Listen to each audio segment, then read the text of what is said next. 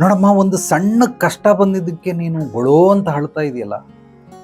ಜೀವನ ಅಂದರೆ ಸಂಘರ್ಷ ಇದ್ದಂಗೆ. ಖಂಡಿತವಾಗ್ಲೂ ನನ್ನ ಅನುಭವದಲ್ಲಿ ಹೇಳ್ತಾ ಇದ್ದೀನಿ, ಜೀವನ ಅಂದರೆ ಸಂಘರ್ಷ. ನೀನು 10 ಹೆಜ್ಜೆಗಳನ್ನು ಇಡು, 4 ಹೆಜ್ಜೆ ನಿನ್ನನ್ನು ಬಲಿಷ್ಠವಾಗಿ ಎಳೆಯುತ್ತೆ. ಆ 10 ಹೆಜ್ಜೆಗಳು ಪರಿಪೂರ್ಣಗೊಳ್ಳೋದೇ ಇಲ್ಲ, 4 ಹೆಜ್ಜೆಗಳು ನಿನ್ನನ್ನು ಹಿಂದೆಳೆಯುತ್ತೆ. ಹೆಂಗೋ ಕಷ್ಟಪಟ್ಟು ಮೈ ದೌಡ್ಕೊಂಡು ಪೂರ್ತಿ ನೀನು 10 ಹೆಜ್ಜೆಗಳನ್ನು ಇಡಲೇಬೇಕಾಗ್ತದೆ. ಇದು ಪ್ರತಿ 10 ಹೆಜ್ಜೆ ಇಡಬೇಕಾದ್ರೆ ಒಂದು ದಿವಸಕ್ಕಲ್ಲ, ಇಡೀ ಜೀವನ ಪರ್ಯಂತ ಹಿಂಗೇನೆ. 10 ಹೆಜ್ಜೆ ಇಡು, ಒಂದು 4 ಹೆಜ್ಜೆ ಹಿಂದೆಳೀತದೆ, ಒಂದು 5 ಹೆಜ್ಜೆ ಹಿಂದೆಳೀತದೆ, ಸಮ್ಟೈಮ್ 6 ಹೆಜ್ಜೆ ಹಿಂದೆಳೀತದೆ.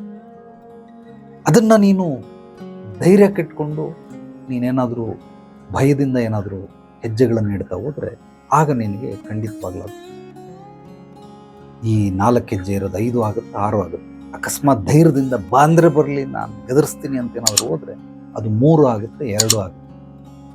ಆದರೆ ನಿನಗೆ ಹೆಜ್ಜೆಗಳನ್ನು ಎಳಿದೇನೆ, ಹೆಜ್ಜೆಗಳು ಅಂದರೆ ನಾನು ಕಾಲಲ್ಲಿ ಇಡೋ ಹೆಜ್ಜೆ ಹೇಳ್ತಲ್ಲ, ಜೀವನದ ಮನಸ್ಥಿತಿ ಪರಿಸ್ಥಿತಿಗಳು.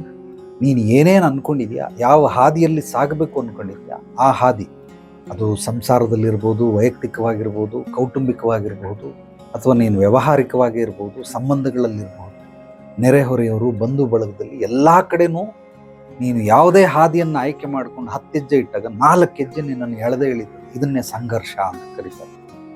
ಯಾವಾಗ ನಾನು ಹೇಳೋದು ನಿನಗೆ ಅರ್ಥ ಆಗುತ್ತೆ, ಅದನ್ನು ಸ್ವೀಕರಿಸ್ಬಿಡು, ಅತ್ಯದ್ಭುತವಾಗಿ ನಿನ್ನ ಜೀವನ ಸುಲಲಿತವಾಗಿ ಸಾಗುತ್ತೆ. ಯಾವಾಗ ನೀನು ಅಯ್ಯೋ ನನಗೆ ಎಷ್ಟು ಕಷ್ಟ, ಇದನ್ನೆಲ್ಲ ಹಿಡ್ಕೊಂಡು ಎಳಿಬೇಕಾ ಅಂತ ಏನಾದರೂ ನೀನು ಬಲವಂತವಾಗಿ ಹೋಗ್ತಾ ಇದ್ರೆ ನಿನಗದು ಹೆವಿ ಅನಿಸುತ್ತೆ, ಜೀವನ ಮಾಡೋದಕ್ಕಾಗೋದಿಲ್ಲ. ಜೀವನ ಬಿಟ್ಬಿಡು, ಹೆಂಗೋ ನಡಿ.